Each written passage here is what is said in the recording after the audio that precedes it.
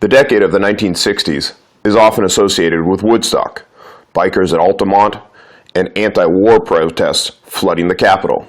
However, the time is also characterized by a seismic shift in the world of physical culture. Steroids emerged on the bodybuilding scene in the early 1960s, and myths started to spread that one no longer had to train heavy to maximize muscular development. This contradicted science, trial and error from the pre-steroid era, and the methods of muscular supermen like Reg Park. Despite the trend to shy away from heavy lifting, there was one old holdout from the era that believed you had to look and perform the part. This was the legendary Chuck Sipes. Chuck had some very unconventional training philosophies, but his muscularity was unquestionably ahead of his time.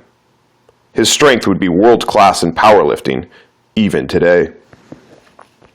Growing up, Chuck dreamed of glory on the gridiron, but these dreams were shattered in high school when coaches told Chuck that he was too small to make the football team. Einstein said, "Coincidence is God's way of remaining anonymous." Coincidentally, a teenage Chuck Sipes had Chuck Coker as a neighbor. Coker is most well known for developing the Universal line of equipment, and, unknown to many, he also developed peripheral heart action training. This acquisition of knowledge from Coker, repeated trial and error, and unparalleled work ethic enabled Sipes to eventually bench press 570 pounds raw. The world record at the time was 617 by a man 100 pounds heavier than Sipes. In the beginning of Sipes' bodybuilding career, he worked 12-hour shifts as a lumberjack, then after work headed straight to the gym to slaughter some pig iron. Later in life, Sipes went to work with the California Youth Authority, or CYA, where he mentored troubled young men and gave them a new purpose with physical culture and strength training. In a modern era, where a multitude of neophyte trainees are paranoid about overtraining, Sipes was a total throwback, using tons of sets, tons of reps, and often with a ton of weight.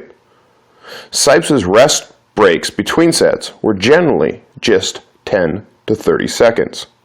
Now, was everything Sipes did 100% validated by science? No, absolutely not.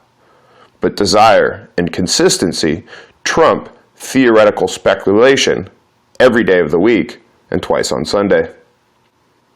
Speaking of science, the mechanisms that elicit muscle hypertrophy, mechanical tension, metabolic stress, and muscle damage were exploited in the program of Sipes. Now we're going to talk a little bit about Chuck Sipes' arm routine. Sipes specialized in developing massive arms because, according to him, the settler, the village blacksmith, the lumberjack, the carpenter, and the builder all needed powerful arms to ply their trade well. And in time, those with the greatest, most powerful arms grew to be respected for their contributions. His arm development was well ahead of his time. Sipes did the following workout 3 times per week. We recommend starting at once to twice per week. Remember, always try to put more weight on the bar. The first exercise is the cheat curl for 4 sets of 4 reps. Remember, do not heave the barbell, just cheat enough to get past the sticking point and perform a 3-second negative. You're going to rest 2 minutes between sets. Then you move on to the concentration curl for 6 sets of 8 reps. You're going to alternate sets in supinated palms grip and a neutral hammer grip. Rest 90 seconds between sets. After that, you're on to the preacher curl with the easy curl bar for 3 sets of 10 reps. You're going to stay very strict on this, and you're going to rest 90 seconds between sets. Then on to wrist curls and extensions for 4 sets of 20 reps. For 2 sets, you're going to have palms up wrist curls, and for 2 sets, you're going to have palm down extensions for a total of 4 sets.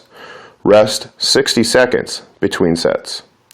After that, you're going to do nose crushers for 4 sets of 6 reps. A nose crusher is like a skull crusher, but the aiming point is the nose.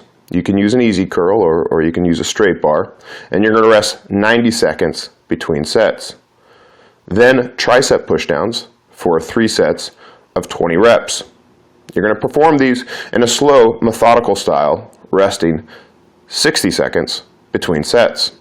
Finally, you're going to finish up with superset between chin-ups and bar dips for 6 sets of 6 reps. You're going to perform these exercises in immediate succession to one another, and you're going to add weight to both exercises if applicable.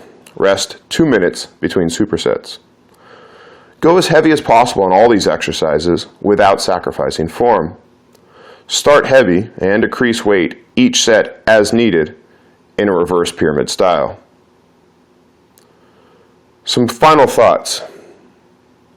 It was Bob Hoffman who said, "Build strength first, and shape will follow." It was true when Bob Hoffman said this back in the 1940s, and it's still true now. Chuck Sipes built a base with heavy pig iron and trained with a holistic power building approach. Because of this, Sipes set a new standard of dense muscularity and was one of the first bodybuilders to have that grainy look. For more of these stories and old-time workouts, hit subscribe at the bottom of your screen.